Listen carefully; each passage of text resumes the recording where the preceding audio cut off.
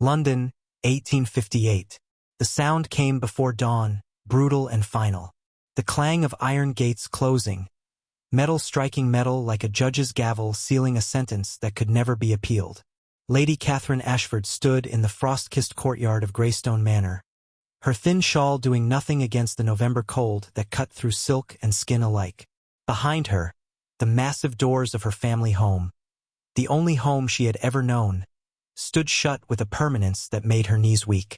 In her arms, wrapped in a worn blanket far too thin for the season, her daughter whimpered. 3 days old. 3 days of stolen moments, of memorizing every feature, of breathing in that impossibly sweet scent that belonged only to the newly born. 3 days. That was all she had been given. My lady. The voice was her father's steward, Edmund Graves, a man whose face had turned to stone somewhere between her disgrace and this moment. The carriage is waiting. Catherine's arms tightened instinctively around the small, warm weight. Where are you taking her? That is not your concern. She is my child. Her voice broke on the last word, splintering like ice under too much pressure. Tell me where. You forfeited the right to ask questions when you brought shame upon this house. Graves stepped closer, his gloved hands reaching. Give her to me. Now. No. Catherine turned her body, shielding her daughter with every fiber of her being. No, please. Please, just let me. But there were others now. 2 housemaids she had known since childhood, their faces carefully blank, their hands firm as they pried her fingers loose one by one. The baby's cry rose, sharp and piercing, a sound that would echo in Catherine's dreams for years to come. Mama has you, Catherine sobbed, fighting even as her strength failed. Mama loves you. Mama will always. The baby was gone, ripped from her arms with the efficiency of servants who had been ordered not to feel, not to hesitate, not to show mercy. Catherine collapsed to her knees on the cold stones, her empty arms still curved in the shape of what she had lost. The carriage door slammed, wheels turned, gravel crunched, and then there was only silence, the kind of silence that swallows screams. If you cherish period stories, those that whisper like old letters and echo like longing hearts, leave your like and subscribe. Your support allows these narratives to cross oceans and reach more souls around the world. And before you go, tell me in the comments which city and country you're watching from. It's always enchanting to discover how far our stories travel. Lady Catherine Ashford had been raised to be perfect. The only daughter of the Earl of Windermere, she had been molded from birth to fulfill a singular purpose, to marry well, to produce heirs, and to never, under any circumstances, cause scandal.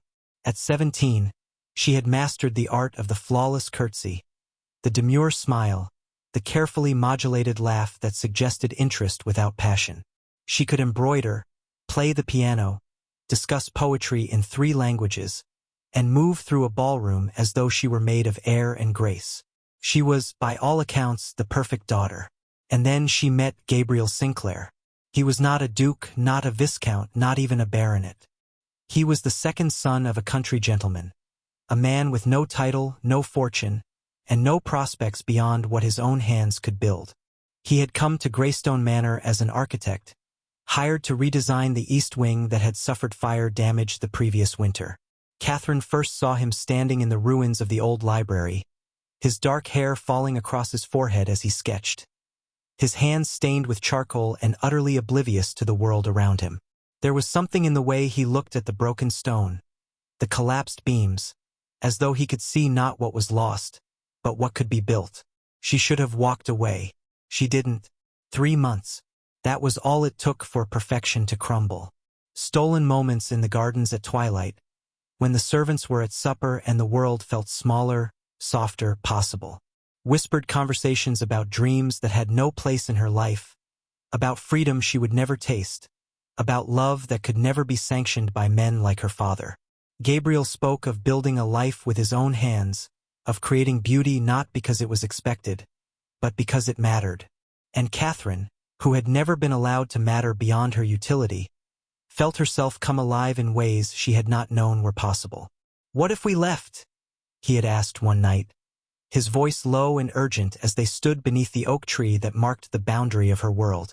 What if we simply went? Where would we go? Catherine had asked, though even then she knew the answer didn't matter. She would have followed him anywhere. Anywhere you wished. I would build us a home, Catherine. Nothing grand, but ours. Truly ours. She had almost believed him. Almost. But the world is not kind to women who dare to want what they cannot have. When her monthly courses failed to come, Catherine knew. And when the sickness began, when she could no longer hide the changes her body insisted upon, her father knew too. The Earl of Windermere was not a man who tolerated disobedience. Gabriel Sinclair was dismissed from Greystone Manor within the hour. No explanation, no farewell, no chance to speak. Catherine watched from her bedroom window as he was escorted to the gates. His few belongings hastily packed, his protests ignored. She never saw him again, or so she believed. What Catherine did not know, what she could not have known, was that Gabriel did not leave willingly. That he fought to see her, to understand what had happened, to at least say goodbye. What she did not know was that her father had told him a lie so cruel, so perfectly crafted, that it shattered Gabriel's heart as cleanly as a hammer striking glass. Lady Catherine is betrothed, the Earl had said, his voice cold and certain. To the Duke of Thornwick. The engagement was finalized weeks ago, though we kept it private out of respect for the Duke's recent widowhood. She has asked that you not attempt to contact her. It would be inappropriate. Gabriel had stood in the courtyard, the same courtyard where Catherine would later kneel in the frost, and felt the ground tilt beneath him. Betrothed. She had never mentioned a duke, never suggested there was anyone else. But what did he know of the lives of the Earl's daughters? Perhaps it had all been a game to her, a diversion before she stepped into the gilded cage that had always been waiting. He left London that night. He did not look back. And Catherine, locked in her room as the sickness worsened and her belly began to swell, believed he had abandoned her without a second thought. 2 lies, 1 truth, and a child who would pay the price for them all. 6 months earlier, the library at Greystone Manor had always been Catherine's sanctuary. Floor-to-ceiling shelves lined with leather-bound volumes, tall windows that let in rivers of afternoon light, and a reading nook by the fireplace where she could disappear for hours without anyone asking questions. It was there that Gabriel first spoke to her. "Forgive the intrusion, my lady." Catherine looked up from her book, startled. A man stood in the doorway, tall and lean, with dark hair that curled slightly at his collar and eyes the color of storm clouds. He held a leather portfolio under one arm and wore the practical clothing of a working man, not a gentleman. "I'm Gabriel Sinclair," he continued, bowing with a respect that somehow didn't feel servile. "Your father hired me to assess the fire damage. I was told the library would be empty." "It usually is," Catherine said, marking her page with a ribbon. "But I can leave if you need to." "No." The word came quickly, almost urgently, before he softened his tone. "I mean, please don't let me disturb you. I only need to examine the eastern wall. I'll be as quiet as a mouse." Catherine smiled despite herself. "Mice aren't particularly quiet, in my experience." "Then I shall endeavor to be quieter than a mouse." "A ghost, perhaps?" "Ghosts moan and rattle chains. Very disruptive." "A shadow, then?" Gabriel's eyes crinkled at the corners. "A shadow. I can manage that." He moved to the damaged wall, and Catherine tried to return to her book. But her eyes kept drifting to where he worked, watching as he ran his hands over the blackened stone, testing its strength, sketching in a worn notebook with swift, sure strokes. There was something mesmerizing about the way he moved, utterly absorbed in his task, as though the wall were telling him secrets only he could hear. "Why did you become an architect?" The question escaped before Catherine could stop it. Gabriel glanced up, surprised. "Why does anyone become anything? Most men of your station would seek a living in trade or the church. I'm terrible at selling things, and I ask too many questions for the church's comfort." He set down his notebook. "I became an architect because I wanted to build things that lasted. Not just buildings, but places where people could feel safe, where they could make memories." Catherine felt something shift in her chest. That's a beautiful reason. It's an impractical one, Gabriel admitted. My father despairs of me, says I should have joined my brother-in-law. And what does your brother say? That I'm a romantic fool who will die poor and happy. Will you? Gabriel held her gaze, and Catherine felt the air between them change, becoming charged with something she didn't have words for. I don't know about the poor part, he said softly. But yes, I think I will be happy. The days turned into weeks, and Gabriel's work on the East Wing continued. The repairs were extensive, requiring him to be at Greystone Manor nearly every day, and somehow Catherine found reasons to be wherever he was working. She would bring books to read in the drawing room while he measured windows.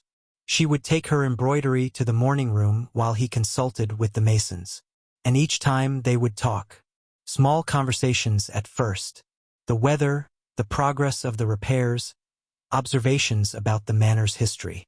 But gradually the conversations deepened. Gabriel told her about growing up in a modest household in Surrey, about learning to draw by copying the architectural plates in his father's library, about the first building he ever designed, a small cottage for a widow who paid him in bread and kindness. Catherine told him about the loneliness of being an only child, about the weight of expectations she could never quite meet, about the feeling that her entire life had been scripted by others, and she was simply reading her lines. What would you do? Gabriel asked one afternoon as they walked through the gardens. Ostensibly, so he could assess the garden folly that needed repair. If you could write your own script? Catherine stopped walking. No one had ever asked her that before. I would travel, she said finally. Not to the places young ladies are supposed to visit, the Italian villas and Parisian salons. I would go to Scotland and walk the moors. I would see the ruins of ancient castles and imagine the lives lived there. I would. She trailed off, suddenly self-conscious. You would what? I would be more than an ornament in someone else's house. Gabriel's expression softened. You're already more than that, Catherine. It was the first time he had used her given name. The first time anyone had made her feel like she mattered beyond her usefulness. And what about you? She asked, her voice barely above a whisper. What would your perfect life look like? Gabriel was quiet for a long moment, staring at the Follies' crumbling columns. I would build a house, he said. Nothing grand, just a home. And I would fill it with books and laughter and children who felt free to dream impossible things. And I would share it with someone who understood that love is not about gilded cages, but about choosing each other every day, even when it's difficult. That sounds lonely, Catherine said. Finding someone like that. Perhaps, Gabriel agreed. He turned to face her fully, and his eyes held hers with an intensity that made her breath catch. Or perhaps the right person has been there all along, and I've just been too afraid to see it. Catherine's heart hammered against her ribs. Gabriel. I know, he said quickly. I know what the rules are. I know what your father would say, what society would say. I know I have no right to even think. He stopped, his jaw working. But I can't seem to stop thinking about it. Thinking what? That you are the most extraordinary person I have ever met. And that, if I were a braver man, I would ask if you might feel even a fraction of what I. Catherine closed the distance between them and kissed him. It was brief, barely a heartbeat of contact, but it changed everything. When they broke apart, Gabriel's eyes were wide, stunned. Was that foolish? Catherine whispered. Probably. Will you hate me for it? Impossible. A slow smile spread across his face, and Catherine felt something settle into place inside her, as though a question she hadn't known she was asking had finally been answered. We'll have to be careful, Gabriel said, already reaching for her hand. I know.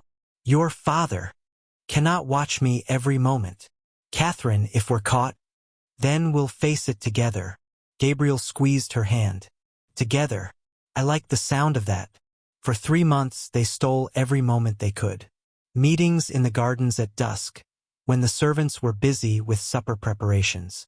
Whispered conversations in the empty library after the household had retired. Notes hidden in the loose stone near the oak tree, coded messages that only they could understand. It was reckless and dangerous and the happiest Catherine had ever been. Gabriel never made promises he couldn't keep. He never spoke of elopement or wild escapes, because he knew what those would cost her. But he made her feel seen, valued, loved in a way that had nothing to do with her father's title or her potential as a bride. "I wish I could give you everything you deserve," he said one night as they sat together in the garden folly, hidden from the house by overgrown ivy. "You give me yourself," Catherine replied. "That's more than I ever hoped for. But it's not enough. Not for the world we live in. Then perhaps the world is wrong." Gabriel pulled her closer, pressing a kiss to her temple. "Perhaps it is." But even as he held her, Catherine felt the shadow of the future creeping closer. Her father had begun mentioning potential suitors at dinner, dropping names of earls and dukes who might be interested in a well-bred wife. Time was running out, and neither of them knew how to stop it. The end came swiftly, brutally, without warning. Catherine woke one morning to find her father standing in her bedroom, his face carved from ice. "You will tell me everything," he said. "And you will tell me now." Her mother stood behind him, silent and pale, her handkerchief pressed to her lips. Catherine's hands went instinctively to her stomach, though there was nothing to see yet, nothing visible. But somehow he knew. "I don't know what you. Do not insult me with lies." The Earl's voice was quiet, but it carried the weight of absolute authority. "The housekeeper saw you, in the gardens, with him." Catherine's blood turned to ice. "Father, please. How long?" "It doesn't matter." "How long?" Catherine flinched. 3 months. Her mother made a small, choked sound. "And are you?" The Earl couldn't seem to finish the question. Catherine met his eyes and lifted her chin, grasping for dignity even as her world crumbled. "Yes." The silence that followed was worse than shouting. Finally, the Earl spoke, each word clipped and precise. "You will remain in this room until arrangements can be made. You will speak to no one. You will see no one. And that man will be gone from this house within the hour. Do you understand?" "Father, please, if you would just let me explain." "There is nothing to explain." He turned toward the door. "You have brought shame upon this family, Catherine, and shame must be managed." The door locked behind him with a sound like a death knell. Catherine ran to the window just in time to see Gabriel being escorted through the gates, his face pale and confused, his protests falling on deaf ears. She pressed her hand to the glass, as though she could reach through it, as though she could make him hear her. But he never looked back. 7 years later, the rain fell steadily over London, turning the streets into rivers of mud and making the city look even grayer than usual. Gabriel Sinclair stood beneath the awning of a small bookshop in Holborn, watching the water stream from the gutters, and tried to remember why he had come to this part of town. Right. The commission. Mrs. Adelaide Hartwell, a wealthy widow, wanted him to design a charity home for displaced women. Good, honest work that paid well and served a purpose. The kind of project that should have excited him. Didn't. Nothing excited him anymore. 7 years since Greystone Manor. 7 years since Catherine. 7 years of building houses for other people while the home he had imagined for himself remained nothing but sketches in a drawer he rarely opened. He had tried to forget her. God knows he had tried. He had thrown himself into his work, taking commissions in Bath, in Brighton, in Edinburgh. He had designed homes and churches and public buildings, each one more acclaimed than the last. His name was becoming known, respected even, but none of it filled the hollow place inside him. The place where Catherine used to be. "Mr. Sinclair?" Gabriel turned to find a young woman standing in the rain, her cloak soaked through, her face barely visible beneath her hood. "Mrs. Hartwell sends her apologies," the woman said, slightly breathless. "She's been delayed and asks if you might meet her at the home itself. It's just 2 streets over on Clements Lane." Gabriel nodded and followed her through the rain-slicked streets. The building was modest but solid, a narrow townhouse that had clearly seen better days. The sign above the door read, "St. Anne's House for Women." Inside, the air smelled of damp wood and lye soap. Women moved through the corridors, some carrying linens, others tending to children who played in a corner near the fire. It was clean, orderly, and desperately overcrowded. Mr. Sinclair. Mrs. Hartwell appeared from a side room, a formidable woman in her 50s with keen eyes and a no-nonsense manner. Thank you for coming. As you can see, we are in desperate need of expansion. Gabriel pulled out his notebook, grateful for the distraction of work. How many women are you housing currently? 32. But we turn away at least that many each week. There simply isn't room. They walked through the building, Mrs. Hartwell explaining the layout, the needs, the constraints of the narrow lot. Gabriel sketched as they walked, his mind already working through the problem of how to create more space, more light, more dignity for the women who would live here. Many of them have children, Mrs. Hartwell was saying. Some were widowed, others. She paused delicately. Circumstances vary. Understood. And some, Mrs. Hartwell continued, her voice softer now, have been searching for children taken from them. We help when we can, but it's often impossible. The trail goes cold, the records are sealed, and the poor have few resources to fight the powerful. Something in Gabriel's chest tightened. Does that happen often? Children being taken?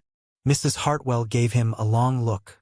More often than you would like to believe, Mr. Sinclair, particularly when a young woman finds herself in an unfortunate situation, and her family decides shame must be eliminated rather than managed. Gabriel's hand stilled on the page. There's a woman here now, Mrs. Hartwell continued, seemingly unaware of the effect her words were having. Been with us for 3 months. A lady, actually, though she won't tell us her true name. She's been searching for her daughter for 7 years. The notebook slipped from Gabriel's hands. 7 years. Mr. Sinclair? Are you quite well? Gabriel bent to retrieve the notebook, his hands shaking. Fine. I'm fine. This woman you mentioned. Where is she? In the kitchen, I believe. She helps with the cooking. Why do you ask? But Gabriel was already moving, drawn by a certainty he couldn't explain. A horrible, impossible hope that was equal parts terror and longing. The kitchen was small and steamy, 3 women working at a long wooden table, chopping vegetables and kneading dough. 2 of them were older, their hands weathered by years of labor. The third was younger, thinner, her blonde hair tucked beneath a simple cap. She looked up as Gabriel entered, and the world stopped. Catherine. Older, worn, her face thinner than he remembered, shadows beneath her eyes that spoke of sleepless nights and endless sorrow, but unmistakably, impossibly Catherine. Her hands froze in the dough. The color drained from her face. You, she whispered. Gabriel couldn't move, couldn't speak, couldn't breathe. 7 years collapsed into a single moment of recognition, of pain, of questions that had never been answered. Catherine. She stepped back, flour dusting her dark dress, her hands trembling. No, no, you can't be here. I didn't know. Mrs. Hartwell asked me to. Leave. Her voice cracked. Please, just leave. But Gabriel's feet refused to obey, because now that he was seeing her, truly seeing her, he couldn't unsee the devastation written in every line of her body. What happened to you? The question came out raw, stripped of any pretense. 7 years, Catherine. 7 years I thought you had chosen someone else, that I had been nothing but a diversion to you. Her eyes flashed with sudden fury. Chosen? You think I chose this? Your father said you were betrothed. To a duke. I was never betrothed to anyone. Catherine's voice rose, and the other women in the kitchen exchanged glances before quietly slipping out, leaving them alone. My father lied to you, just as he lied to me. Gabriel's stomach dropped. What did he tell you? That you left without a word. That you wanted nothing more to do with me. That you said. Her voice broke. That you said I had been a mistake. No. The word came out fierce, almost violent. No, Catherine, I never said that. I never even knew why I was being dismissed until your father told me about the Duke. There was no Duke. Catherine's hands clenched into fists at her sides. There was only you, and the baby you never knew about, and a father who decided his daughter's shame was more important than her life. The baby. The words hit Gabriel like a physical blow. You were. He couldn't finish. Pregnant. Yes. Catherine's laugh was bitter. I was pregnant when they threw you out. I was pregnant when they locked me in my room for 5 months. I was pregnant when they took her from me 3 days after she was born and told me I would never see her again. Gabriel's knees weakened. He reached for the edge of the table to steady himself. A child. Their child. A daughter he had never known existed. Where is she? His voice came out hoarse. Catherine, where is she? I don't know. The admission seemed to break something inside her. I've been searching for 7 years. Every orphanage, every foundling home, every private institution that caters to families who want their mistakes hidden away, and I found nothing. It's as though she never existed. Gabriel moved toward her without thinking, reaching for her, but Catherine stepped back. Don't, she warned. Don't you dare pity me. I don't want your pity. It's not a pity. Gabriel's voice shook. Catherine, if I had known. But you didn't. And now it's too late. It's not too late. We can search together. I have resources now, connections. If she's out there. Of course she's out there. Catherine's control finally shattered. She's out there somewhere, growing up with strangers. And she doesn't know my face. Doesn't know my name. Doesn't know that I think of her every single day and hate myself for not fighting harder. Tears streamed down her face. Years of grief finally finding release. Gabriel closed the distance between them and pulled her into his arms. This time she didn't resist. She collapsed against him, her body shaking with sobs that seemed to come from somewhere deep and endless. I've got you, Gabriel murmured against her hair. I've got you, Catherine. And I swear to you, on everything I have, we will find her. Mrs. Hartwell gave them the use of a small sitting room, bringing tea that went cold as Gabriel and Catherine sat across from each other, trying to piece together 7 years of missing time. Start at the beginning, Gabriel said gently. What happened after I left? Catherine wrapped her hands around the teacup, seeking its warmth even though she didn't drink. They kept me locked in my room for 5 months, she said, her voice flat, reciting facts as though they had happened to someone else. I was allowed out only to bathe, and even then, there were maids watching. My mother visited once at the beginning.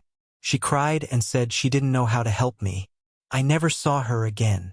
Gabriel's jaw tightened, but he remained silent, letting her speak. When the pains started, they brought in a midwife from the village. Not our regular doctor. Someone who wouldn't ask questions. I don't remember much of the birth itself. It was difficult. I think I nearly died. Catherine. But I didn't die. And when I woke up, there was a baby in my arms. The most beautiful thing I had ever seen. She had your eyes, Gabriel. Storm gray eyes that looked right into me. Gabriel's throat closed. I held her for 3 days. 3 days of memorizing every feature, of singing to her, of trying to make her know she was loved. And then my father came and took her away. Where did he take her? I don't know. He wouldn't tell me. He just said she would be placed somewhere appropriate, somewhere she would be cared for, but where no one would ever connect her to our family. And then he gave me a choice. I could stay at Greystone and live out my life in seclusion, never to be seen in society again. Or I could leave and never return. So you left. I had to. Staying there, in that room, in that house where everything reminded me of what I'd lost. Catherine shook her head. I couldn't breathe there, so I took what little money I could and left. My mother's cousin in Bath took me in at first, but she made it clear I was a burden. I worked as a governess for a while, then as a seamstress, and every spare moment, every spare penny, went searching for her. And your family never helped. My family disowned me the moment I walked out those gates. Catherine's voice hardened. My father died 3 years ago. I only know because I saw the notice in the papers. And my mother. She paused. My mother lives quietly at Greystone, alone. I wrote to her once 2 years ago, begging for information. She never replied. Gabriel stood abruptly, anger flooding through him.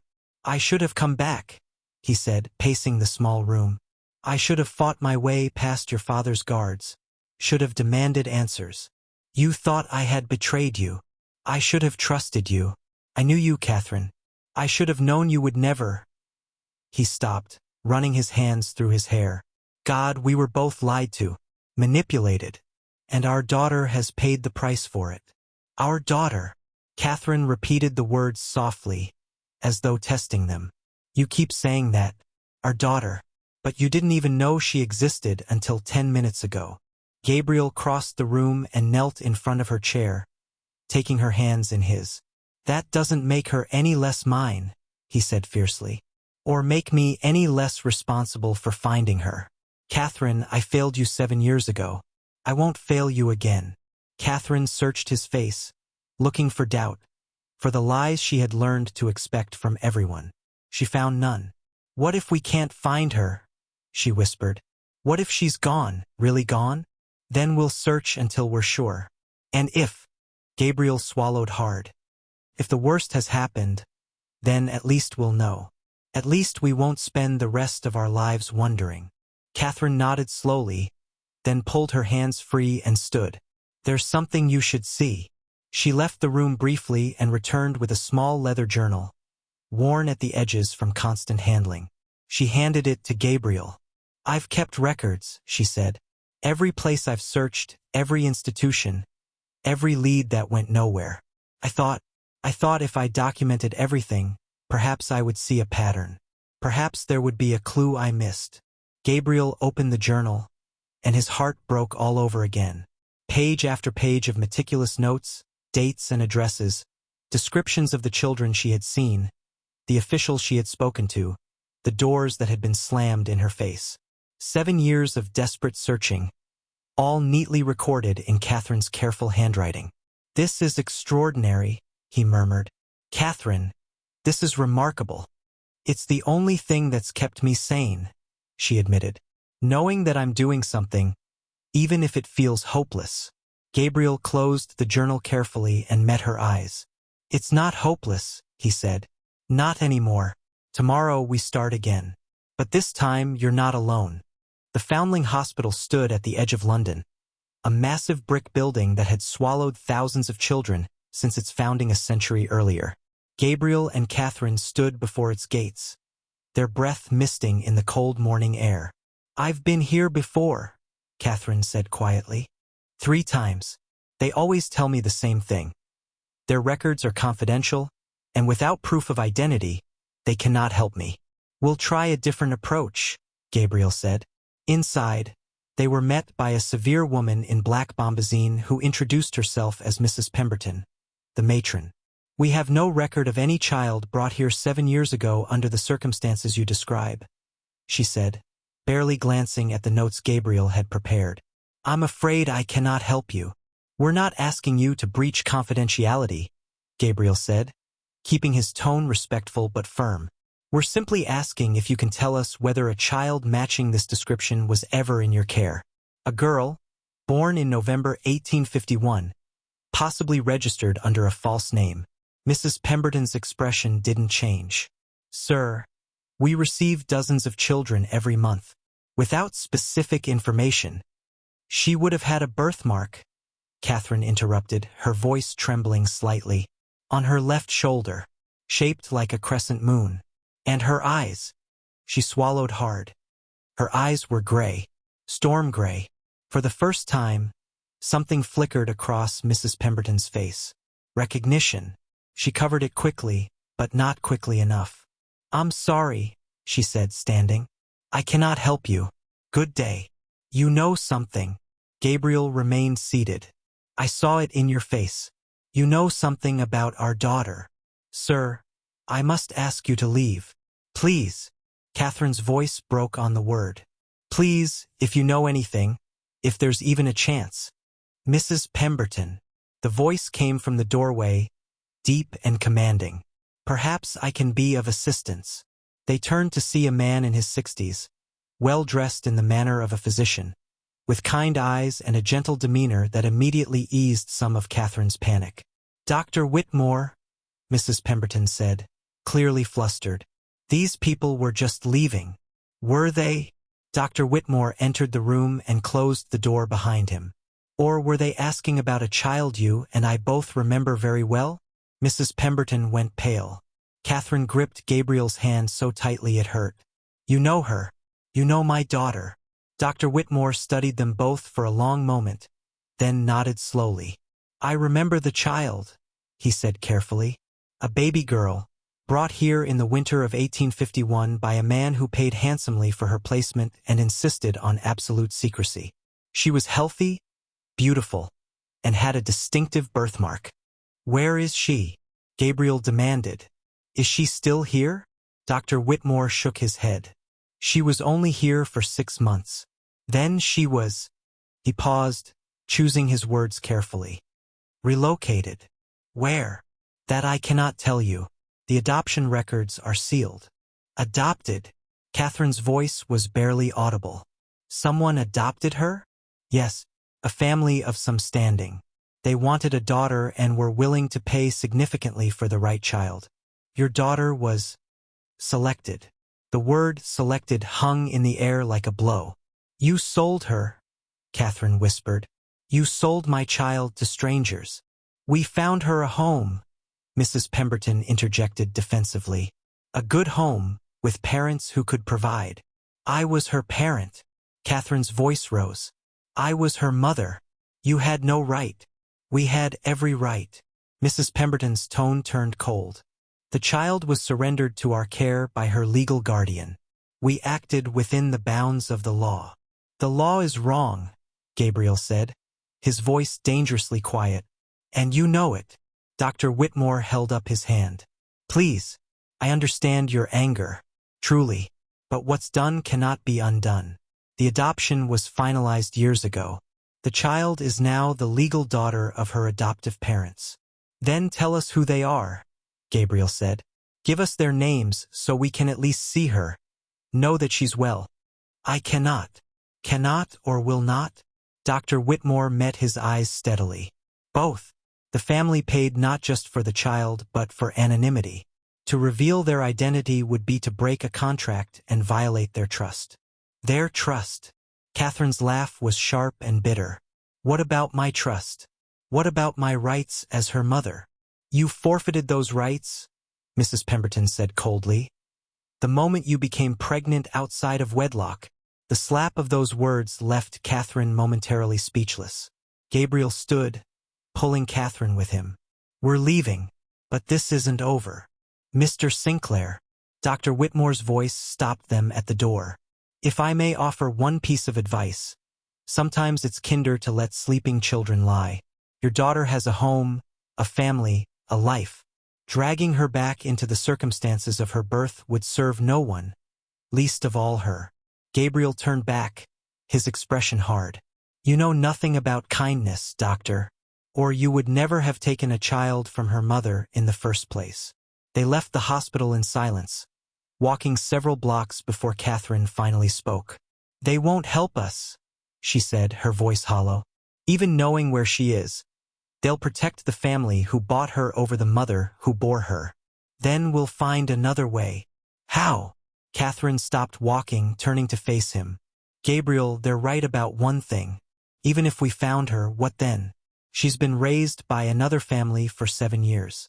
She doesn't know us, and we have no legal right to her. She's our daughter, not in the eyes of the law. Catherine's composure was cracking, despair seeping through. Don't you see? We've already lost. We lost the moment my father took her from my arms. Everything since then has just been prolonging the inevitable. No. Gabriel gripped her shoulders. No, Catherine, I won't accept that. There has to be a way. There isn't. There never was. Tears spilled down her cheeks. I've been chasing a ghost for 7 years, and it's time I stopped. You don't mean that, don't I? She pulled away from him. Look at us, Gabriel. Look at what this has cost. 7 years of my life spent searching for someone I will never find. And now you're here, and I've dragged you into this hopeless, endless nightmare. You didn't drag me anywhere. I chose. You chose out of guilt, out of some misplaced sense of responsibility for a child you never even knew existed. That's not true. Isn't it? Catherine's voice rose, brittle and breaking. Be honest, Gabriel. If you hadn't felt guilty about leaving, would you still be here? The question hung between them, ugly and impossible. Gabriel stepped closer, forcing her to meet his eyes. Yes, he said simply. Because 7 years ago, I fell in love with you, and seeing you again didn't change that. It just reminded me what a fool I was to ever believe you could have betrayed me. Catherine's breath hitched. I love you, Gabriel continued, his voice rough with emotion. I loved you then, and I love you now, and finding our daughter won't change that. Neither will failing to find her. Do you understand? Gabriel, I'm not here out of guilt. I'm here because I should have been here all along. Because you deserved better than to face this alone. Because our daughter, wherever she is, deserves to know that she was wanted, that she was loved, that her parents fought for her even when everyone else said they should stop. Catherine covered her face with her hands, her shoulders shaking. Gabriel pulled her against him, holding her as she wept, feeling his own tears slip free. We'll find her, he whispered into her hair. I promise you, Catherine, we'll find her. But even as he made the promise, doubt gnawed at him. What if they were too late? What if their daughter was truly lost to them? That night, unable to sleep, Gabriel sat in his rented room and went through Catherine's journal again, looking for something, anything they might have missed. And then he saw it. A small notation in the margin of one page, almost too faint to read. Earl's seal on the papers. Gabriel's heart began to pound. Catherine's father had arranged the placement, which meant he would have signed documents, probably using his family seal to authenticate them. And family seals left distinctive impressions. If Gabriel could find documents from the Foundling Hospital bearing that seal, he could trace the trail of their daughter's adoption. It was a thin hope, a desperate hope, but it was hope nonetheless. He grabbed his coat and ran out into the night. The offices of Hartley and Sons, solicitors, occupied a narrow building near Lincoln's Inn Fields. Gabriel had worked with James Hartley on several architectural projects, and the man had a reputation for both discretion and creativity when it came to navigating legal complexities. You want me to do what? Hartley asked when Gabriel finished explaining. I need to see the Foundling Hospital's records from 1851 to 1852. Specifically, any documents bearing the seal of the Earl of Windermere. Gabriel, those records are sealed for a reason. The families involved. One of the families involved was mine. Gabriel's voice was steady, but underneath ran a current of steel. My daughter was taken from her mother and sold to strangers. All I'm asking is for a chance to find out where she is. Hartley was quiet for a long moment, studying his friend's face. This will cost you, he said finally. Not in money, but if we're discovered, your reputation, your career. I don't care. You should. James. Gabriel leaned forward. I have spent 7 years building houses for other people. Good work, important work. But none of it matters as much as this. If I have to burn down everything I've built to find my daughter, I'll light the match myself. Hartley nodded slowly. Then we'd better make sure it doesn't come to that. Took 3 weeks. 3 weeks of careful negotiations, discreet inquiries, and the strategic application of both money and favors. 3 weeks during which Gabriel barely slept, haunted by the possibility that they would find nothing, that even this lead would dead-end like all the others. Catherine waited at St. Anne's house, unable to let herself hope, unable to stop hoping. And then, one gray morning in March, Gabriel burst through the door of the women's shelter with papers clutched in his hand and triumph blazing in his eyes. I found her, he said. The room fell silent. Catherine, who had been folding linens with 2 other women, dropped the sheet she was holding. What? I found her. Her name is Margaret. Margaret Ashford Thorne. She was adopted by Sir William and Lady Patricia Thorne of Hampshire. Catherine swayed, and Gabriel rushed forward to steady her. She's alive. Catherine's voice was barely a whisper. She's truly alive? Yes. Gabriel's own voice shook. And Catherine, there's more. The Thornes are good people. They have a country estate in Hartley, They're well respected, and he swallowed hard. Sir William is a magistrate, which means their home will be well documented, easy to locate. Catherine grabbed the papers from his hands, her eyes scanning the formal adoption documents, the legal transfer of guardianship, the new birth certificate that erased her existence and replaced it with strangers' names. Margaret, she whispered, running her fingers over the name. They named her Margaret. It's a lovely name. It's not the name I would have chosen. Catherine's voice caught. But she's alive. She's alive and we know where she is. For a moment they simply stood there, holding each other, letting the reality of it sink in. 7 years of searching. 7 years of dead ends and closed doors and crushing disappointments. And now, finally, an answer. What do we do? Catherine asked, pulling back to look at him. We can't simply appear at their door and demand our daughter back. No, Gabriel agreed. We need to be careful. Strategic. The Thorns have legal guardianship. We have no claim. We have a moral claim. The law doesn't care about morality.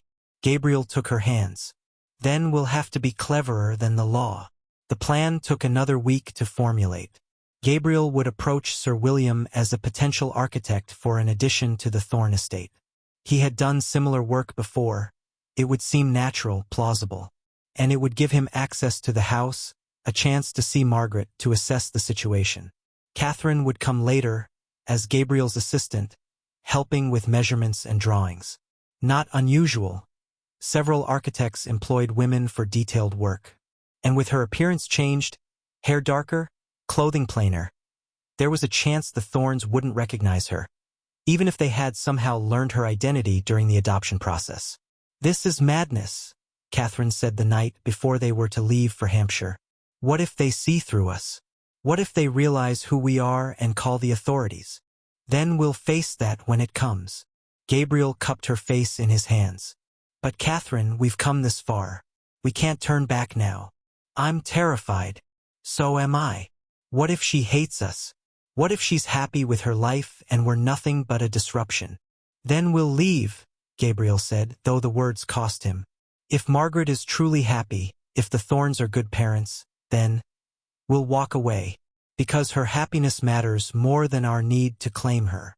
Catherine closed her eyes, tears slipping free. I don't know if I'm strong enough to walk away. You're the strongest person I know. Gabriel kissed her forehead gently. And whatever happens tomorrow, we face it together. Hartley House in Hampshire was beautiful in a quiet, understated way. Not grand like Greystone Manor, but comfortable, well-kept, surrounded by gardens that suggested care and attention.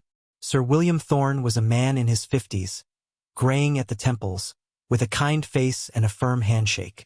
He greeted Gabriel warmly, clearly pleased at the prospect of expanding his home. My wife has been wanting a proper conservatory for years, he explained as they walked the property. And our daughter has outgrown the nursery. We need more space, but I don't want to lose the character of the original building. I understand completely, Gabriel said, his heart pounding at the mention of a daughter. May I ask how old your daughter is? It helps to know when designing spaces for young people. Margaret is 7. Bright as a button, that one. Always reading, always asking questions. Sir William's expression softened with obvious affection. She's the light of our lives. Gabriel felt something twist in his chest. You're fortunate, he managed. Children are a blessing. Indeed, though we were blessed rather late in life. My wife and I tried for years to have children naturally. When Margaret came to us, Sir William paused, seeming to choose his words carefully. Well, let's just say she was an answer to many prayers. They rounded a corner of the house, and Gabriel saw her. A little girl in a blue dress, sitting beneath an oak tree with a book in her lap. Her hair was blonde, lighter than Catherine's but with the same slight wave. She was too far away for him to see her eyes clearly, but her profile, the shape of her face, it was like looking at Catherine as a child. His daughter, their daughter. Gabriel's knees nearly buckled. That's Margaret, Sir William said, following his gaze. Shall we say hello? She's quite sociable once she warms up. Gabriel couldn't speak, could only nod and follow as Sir William led him across the lawn. Margaret looked up as they approached, and Gabriel saw her eyes. Storm gray, exactly like his. "Papa," she said, smiling, and Gabriel felt the word like a knife to the heart. "Papa." She called another man Papa. "Margaret, this is Mr. Sinclair," Sir William said. "He's an architect. He's going to help us build your mother's conservatory." Margaret stood and executed a perfect curtsy. "How do you do, Mr. Sinclair?" "Very well, thank you," Gabriel managed, his voice sounding strange to his own ears. "What are you reading?" She held up the book. "Robinson Crusoe. Do you know it?" "I do. It's a fine adventure. It's my favorite." Her smile was bright, genuine. "I like stories about people who build things when everything seems impossible." Gabriel felt something crack inside him. "So do I," he whispered. That night, in the small inn where they were staying, Gabriel told Catherine everything. "She's perfect," he said, his voice rough. "Happy, healthy. The Thorns clearly love her. And she loves them." Catherine sat very still, her hands folded in her lap. "Did she look like me?" "Yes." Gabriel swallowed hard. "Very much. And her eyes? Gray, just like mine." Catherine nodded slowly, as though confirming something she had always known. "I want to see her," she said. "Tomorrow, when you go back. I want to see my daughter." "Catherine, I know what you're going to say, that it's dangerous, that we need to be careful. But Gabriel, I have been careful for 7 years. I have been patient and strategic and sensible. And I'm done. I need to see her, even if it's only once. Even if she never knows who I am. Please." Gabriel pulled her into his arms. "All right," he said softly. "Tomorrow, I'll find a way." The next day, Gabriel brought Catherine to Hartley House as his assistant, just as they had planned. Sir William was busy with estate business, leaving them to take measurements and make sketches.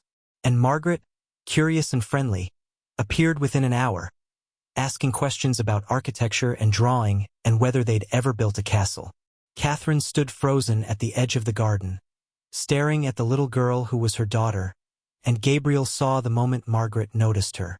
"Hello," Margaret said, walking over with the unself-conscious curiosity of children. "Are you Mr. Sinclair's wife?" Catherine's breath caught. "I'm his assistant," she managed. "Oh, what's your name?" "Catherine. That's a pretty name.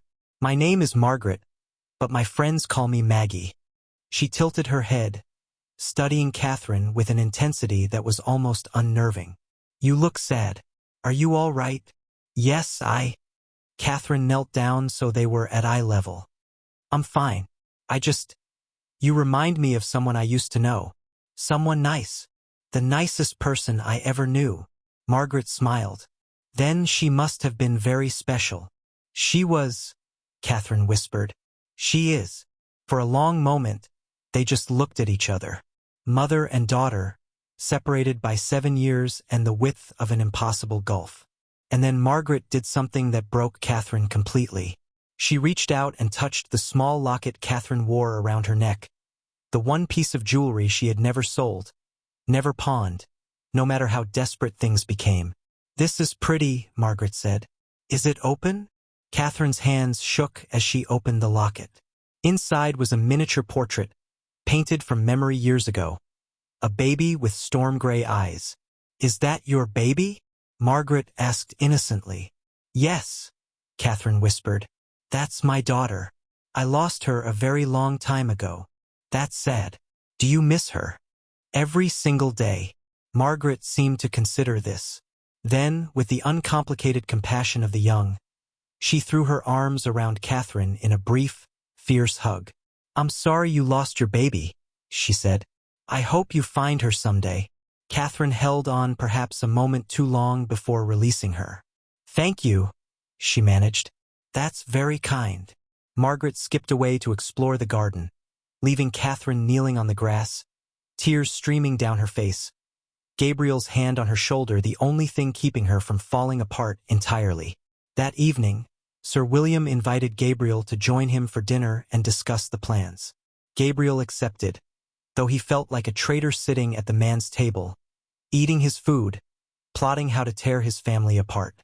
Lady Patricia Thorne was a gentle woman in her 40s, soft-spoken and clearly devoted to both her husband and her daughter. She asked Gabriel about his work, his travels, and his family. "I'm not married," Gabriel said, the lie tasting like ash. "Though I came close once." "What happened?" Lady Patricia asked. "If you don't mind my asking." Gabriel met her eyes. "We were separated by circumstances beyond our control. By the time I realized what had happened, years had passed. Sometimes I wonder if she even remembers me." "If she loved you," Lady Patricia said gently, "she remembers. Women don't forget the men who touch their hearts." After dinner, Sir William showed Gabriel his study, a comfortable room lined with law books and personal correspondence. "I want to be honest with you, Mr. Sinclair," Sir William said, pouring them both brandy. "Margaret is adopted. We've never hidden that from her, though she's still too young to fully understand what it means. But as she grows older, she'll have questions. About her birth parents, about why they gave her up." Gabriel's hands tightened around his glass. "And what will you tell her?" "The truth as much as we know it. That her mother was very young, that circumstances made it impossible for her to keep her baby, and that she loved Margaret enough to want her to have a better life than she could provide." "Is that what you believe?" Sir William was quiet for a moment. "I believe," he said carefully, "that Margaret's birth was the result of a situation beyond anyone's control. And I believe that however she came to us, she was meant to be our daughter. Even though she has another mother out there somewhere? Even though." Sir William met his eyes. "Mr. Sinclair, can I ask why you're so interested in my daughter's origins?" This was the moment to lie, to deflect, to protect the fragile deception they'd built. Instead, Gabriel chose the truth. "Because I'm her father." The silence that followed was absolute. Sir William's face went through a series of emotions: shock, disbelief, anger, and finally, resignation. "You're certain?" "Yes. The woman who was your assistant today? That's Catherine Ashford, Margaret's mother. We were involved 7 years ago. Her father had our daughter taken from her 3 days after birth and placed with the Foundling Hospital. We've been searching for her ever since." "And you came here under false pretenses?" "Yes. To take her from us." Gabriel shook his head. "To see her, to know she was safe, to understand what kind of life she has." He set down his glass. "Sir William, I won't lie to you. When I started this search, I wanted to reclaim my daughter, to bring her home to her real mother and build the family we should have had 7 years ago. And now, Gabriel swallowed hard. "Now I've seen how much you love her, how happy she is, how good her life is here, and I don't know what to do." Sir William walked to the window, staring out at the darkening gardens. "My wife and I tried for 15 years to have a child," he said quietly. 3 pregnancies, 3 losses. By the time we found Margaret, we had given up hope of ever being parents. And then this perfect, beautiful child came into our lives, and everything changed. "I understand." "No, you don't." Sir William turned back to him. "You don't understand what it's like to be told you can never have children, to watch your wife grieve every month, every year, to feel like you've failed at the most basic human purpose." His voice thickened. "And then to be given a miracle, because that's what Margaret is, Mr. Sinclair. Our miracle. She's my daughter. She's my daughter too, in every way that matters." The 2 men stared at each other, 2 fathers divided by impossible circumstances. "What are you going to do?" Sir William asked finally. "Are you going to take legal action? Try to reclaim custody?" Gabriel wanted to say yes, wanted to fight with every resource he had. But he thought of Margaret's smile, her easy laughter, the way she had called Sir William Papa with such natural affection. "I don't know," he admitted. "What should I do?" Sir William was silent for a long time. "Meet me tomorrow," he said finally, "at the old chapel on the east side of the estate. 10 o'clock. Bring Catherine." and we'll find a way forward that doesn't destroy everyone involved. The chapel was small and plain, with rough stone walls and simple wooden pews. Catherine and Gabriel arrived first, sitting together in the front row, hands clasped so tightly their fingers hurt. Sir William and Lady Patricia arrived exactly at 10, Margaret between them. The little girl looked confused but not frightened. "Mama said we needed to come to the chapel for something important," she said, addressing Gabriel. "Is it about the conservatory?" "It's about something much more important than that," Sir William said gently. He knelt beside his daughter. "Maggie, do you remember when we told you that you came to us in a special way? That your birth parents couldn't keep you, but they loved you very much?" Margaret nodded, suddenly solemn. "These people," Sir William gestured to Catherine and Gabriel. "They're your birth parents." Margaret's eyes went wide. She looked from Catherine to Gabriel and back again, trying to process information that was too big, too strange, for a 7-year-old mind to easily grasp. "You're my real mama?" she asked Catherine. "Yes," Catherine whispered, tears already streaming down her face. "I am. But you said you lost your baby." "I did. I lost you, and I've been searching for you ever since." Margaret turned to Gabriel. "And you're my real papa?" "I am." "Then why?" Margaret's small face crumpled with confusion. "Why did you give me away?" Catherine made a small, wounded sound. "We didn't want to," Gabriel said, his own voice breaking. "Your mama's father took you from us before we could stop him. We've been trying to find you ever since. And now you want to take me away?" Margaret looked back at Sir William and Lady Patricia, sudden panic in her eyes. "I don't want to go. I want to stay here. This is my home." Lady Patricia pulled Margaret into her arms, and Catherine felt the gesture like a physical blow. This was her daughter, her child, the baby she had held for 3 days and mourned for 7 years. But Margaret didn't remember her. "I didn't know her." She knew the Thorns. They were her parents in every way that mattered. "We're not here to take you away," Gabriel said, though the words cost him everything. "We're here because we need to see you, to know you were happy and safe." "I am happy," Margaret said, still clinging to Lady Patricia. "I love my mama and papa." "We know you do," Catherine managed. "And that makes us happy too, because all we ever wanted was for you to have a good life." Margaret studied them both with those storm-gray eyes, so like Gabriel's, set in a face so like Catherine's. "Can I ask you something?" she said finally. "Anything," Catherine said. "If you're my real parents, why do I look like you but not like my mama and papa here?" Out of the mouths of babes, Lady Patricia spoke gently. "Because they made you, sweetheart. Their love created you, but your papa and I chose you. And both of those things are important."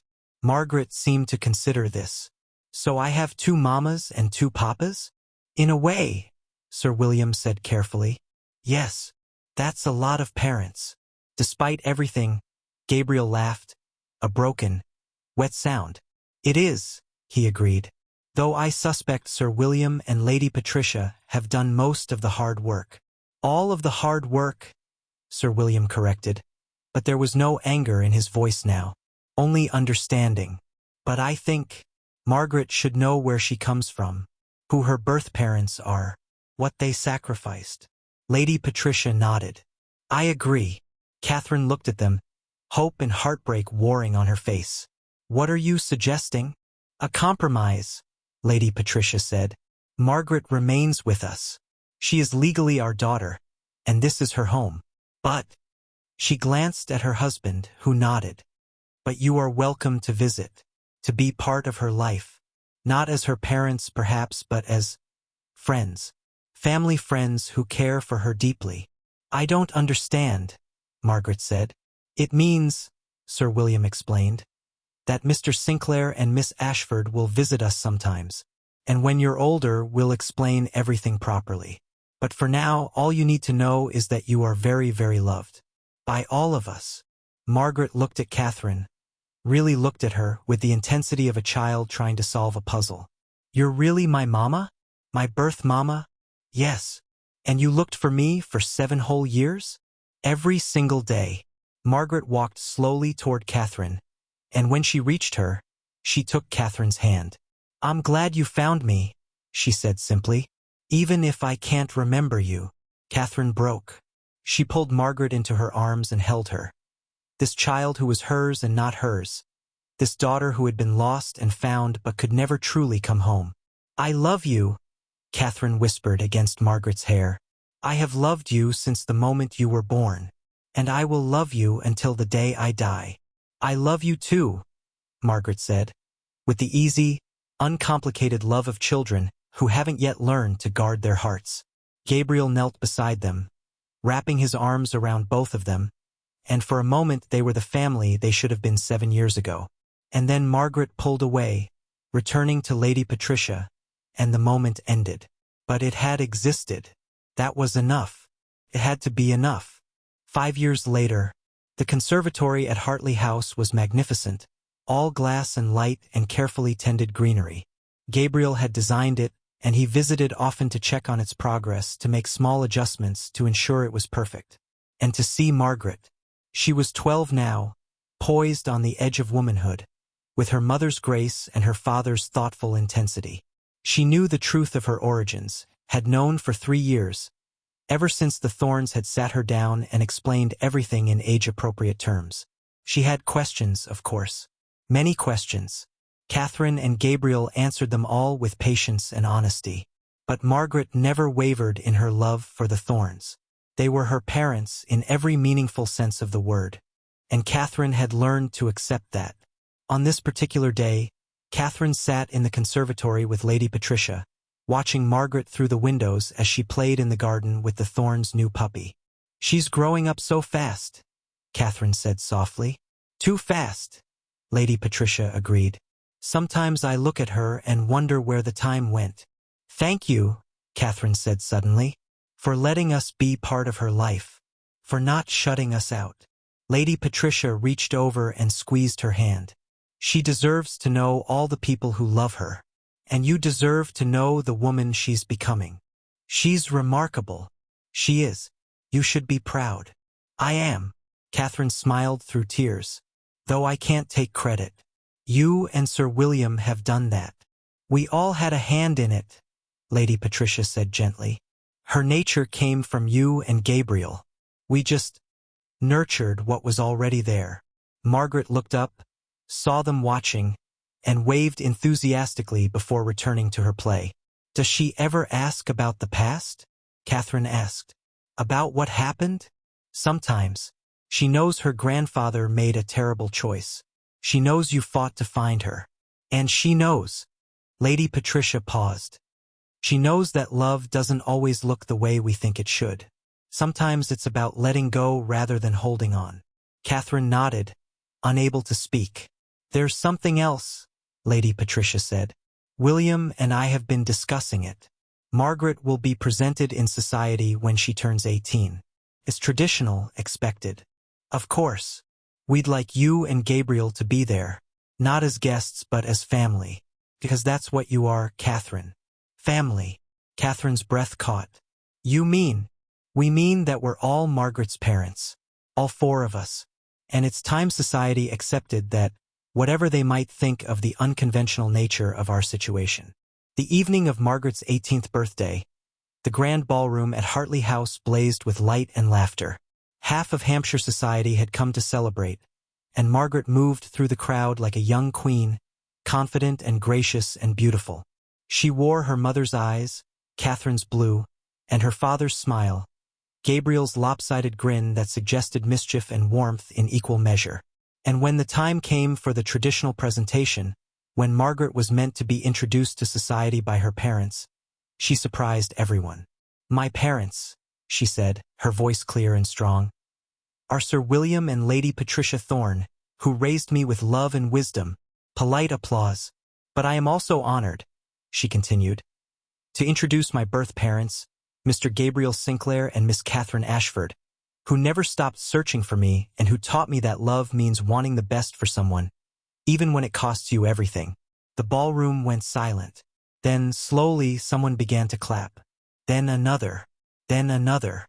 And soon the entire room was applauding as Gabriel and Catherine stepped forward, taking their place beside the thorns, all four parents standing together to present the young woman they had collectively raised. It wasn't the ending any of them had imagined 7 years ago, but it was the ending they had built together, through pain and compromise and the kind of love that puts a child's needs above parental desires.